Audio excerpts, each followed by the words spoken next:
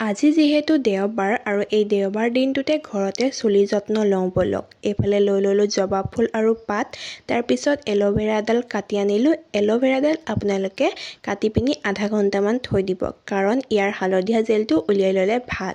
তাৰপিছত জবা ফুলৰ পাতখিনি টুকি পিনি ধুই ল'লোঁ ধুনীয়াকৈ। তাৰপিছত এল'ভেৰা জেলখিনি বাতি এটাত উলিয়াই ল'লোঁ। তাৰপিছত মিক্সি বাতিটো দি ধুনীয়াকৈ পিচি ল'লোঁ আৰু পিছোঁতে পানী অকণো দি দিব, তেতিয়া ধুনীয়াকৈ পিচ খাই যায়।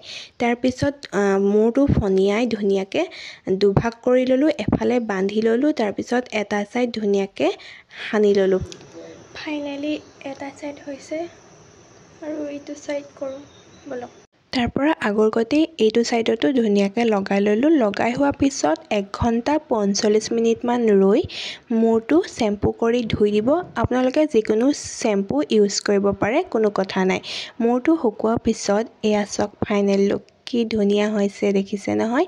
এইবাৰ সৈতে মই 2বাৰ কৰিছোঁ, 2বাৰেই ভাল ফলাফলে পাইছোঁ। আপোনালোকেও কৰি চাব। নেক্সট এটা মিনি ভ্লগত লগ পাম, বাই।